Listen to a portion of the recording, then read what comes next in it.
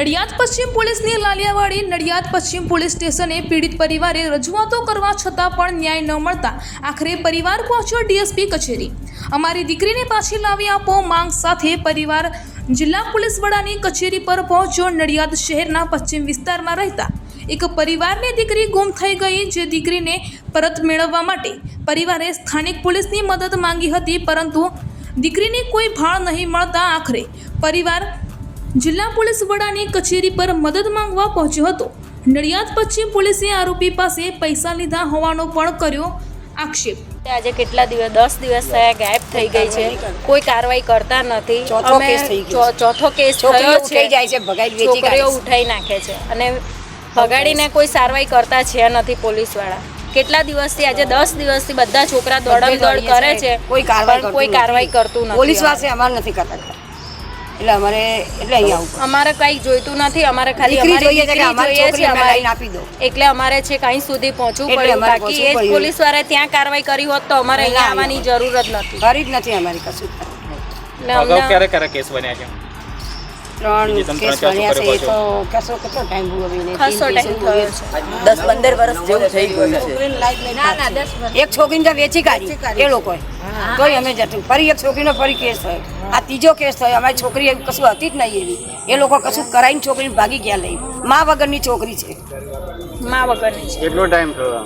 આજે 9 દિવસ થયા, કાલે 10 દિવસ થશે। છોકરીની કોઈ સારવાઈ નહીં, કઈ પત્તો નથી। પશ્ચિમ પોલીસમાં રજૂઆત કરી તો પોલીસે શું કહ્યું?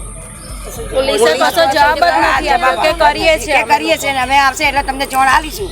શું નડિયાદની પોલીસ છે નથી ને? ચોકી અમતી કરીને બેહી રહ્યા છે, ના હોય તો ચોકીને આજે આટલા દિવસથી પગારો લે છે, સરકારી પગારો લે છે, છોકરીઓ લોકોની ભાગી જાય છે તો કશું કાર્યવાહી નહીં કરતા। કેમ કે નડિયાદની પોલીસને પૈસા ખવડાવો ને તો પોલીસ તૈયારીમાં હાજર થાય છે। આ જે લોકો લઈ જાય છે એ તમારી નજીકમાં રહે છે એવું છે?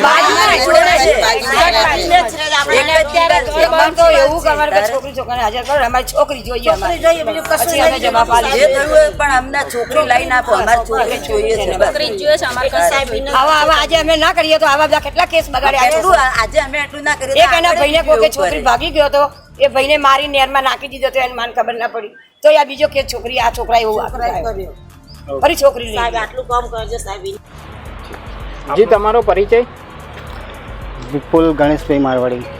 જી વિપુલભાઈ, આજે તમે ખાસ એસપી કચેરી આવ્યા છો, શા માટે આવ્યા છો? કે એમાં કે અમારી એક દીકરી છે, અમારી બેન છે, તે 27/6 ને સવારમાં 10 વાગ્યાથી લાપતા છે, તે એને અમે શોધખોળ માટે અરજી બહુ આપી છે, પોલીસમાં અમે ફરિયાદ આપી છે પશ્ચિમમાં, પણ અમારી કોઈ કાર્યવાહી થતી નથી ત્યાં આગળ સાહેબ।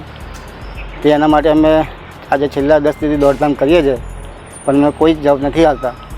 જેની પર શક લાગે છે અમે એ લોકોને ઉઠાઈ જઈએ, વાતચીત કરીએ એમની જોડે, કોઈ હાથ ચલાકી નથી કરતા એમની જોડે અમે, છતાંય અમારી પર અરજી ઊંધી લખવામાં આવે છે કે તમે એ લોકોને ઉઠાઈ કેમ જાઓ છો।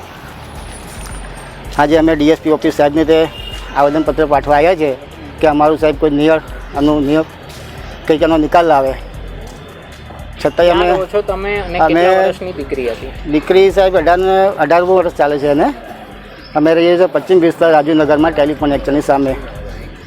પોલીસ સ્ટેશનમાં ફરિયાદ કરી તો શું કહેવું? પોલીસવાળાએ અરજી લખી છે અને કે ભાઈ અમે 2-3 દિવસમાં કે ટ્રેક પર મૂક્યું છે કોલનું કે તપાસ કરીને પછી કહીશું। પછી અમે ફરી બીજા દિવસ પાછા બોલાયા એમને કે તમે જલે જઈને ફરી લખાવી દો એકવાર કે ત્યાં અમે પહેલાં દીકરી આપણી અહીંયાથી ગઈ છે? દીકરી 27/6 ગઈ સાહેબ, 27/6 સવારે 10 વાગ્યાનો ટાઈમ હતો। ત્યાંથી અમે આખો દિવસના જે છોકરાના સગાવાળાને ત્યાં બધે ફરીવાર એમના સગાવાળા જ્યાં ત્યાં રહે છે બધે ગયા, એમના સગાવાળાને જોડે લઈને ગયા છે અમે, એમની દીકરીઓ રહે છે, એમના કોઈ હગા રહેતા હોય તેમ બધે તપાસ કરીને આવ્યા છે। એવા અમને એવા જવાબ આપે છે કે હવે કોઈ આવ્યું નથી, પણ આવશે તો અમે તમને જાણ કરીશું કે। ને એ લોકોએ આજે અમારી ઇલાકામાં કંઈક ત્રીજો ચોથો કિસ્સો કરે છે આવો, તેથી આ કોઈ પબ્લિક જાગૃત થતી નથી, તો અમારે જાગૃત થવું છે આ વખતે, તો એમનો કંઈક અમે રસ્તો કરીશું કે। તમારી માંગણી શું છે?